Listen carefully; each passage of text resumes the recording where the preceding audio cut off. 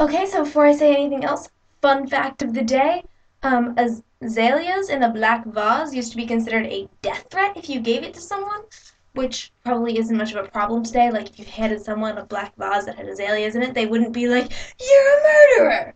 Because that would be a bit of an overreaction.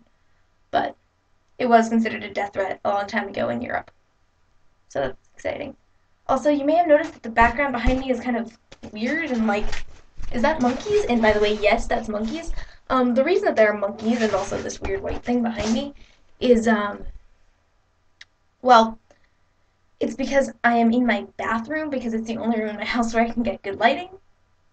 I'm not sure if it's a good trade-off because I'm currently sitting on a tile floor and it's cold. Oh, I wanted to talk about numbers. There are a bunch of things in culture that just have to do with numbers in general, or just like mostly just because we've enumerated them, like the seven dwarves and the seven deadly sins, and there's that one bad movie, the 27 dresses, and 42 is the answer to life, the universe, and everything. If you don't get that reference, you should go read Douglas Adams' Hitchhiker's Guide to the Galaxy now.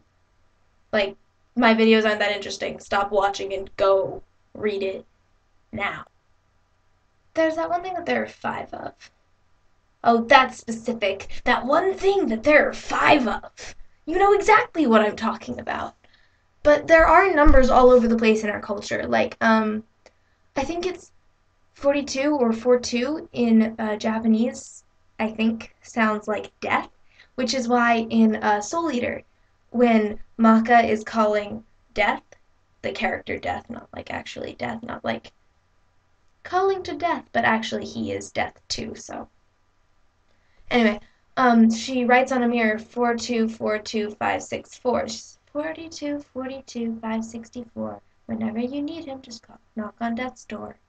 And that's kind of creepy because it's like 42, 42, 564. Whenever you need him, just knock on death's door.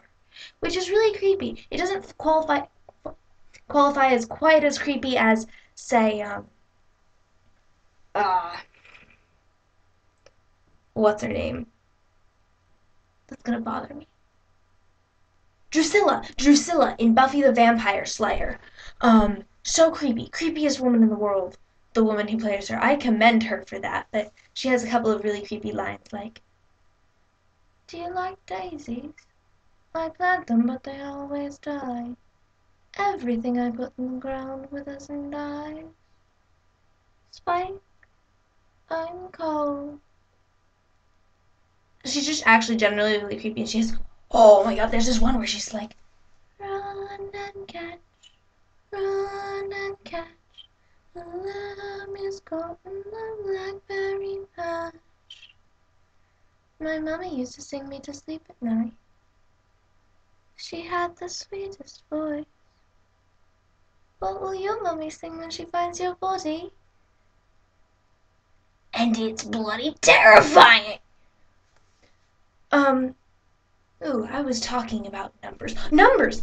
Speaking of Buffy and numbers, like, Buffy is the one. And actually, the one is so important. Like, there's always the one in movies and things like that. Why is it always the one? Why can it never be the two? Why are there never two of them? Which actually, in Buffy the Vampire Slayer, at one point there are two Slayers, and then there are a larger number of Slayers. So, honestly, now that I've said that, never mind. That did not go the direction that I thought it would go. I also didn't think I'd end up talking about Buffy. Perhaps I should start writing scripts. I'm getting up to 6 minutes. What? I need to end this video, but I haven't thought of a question. So I'm gonna keep talking and pretend that I'm not wondering what to ask you. I should start planning these and not doing them so frequently, probably.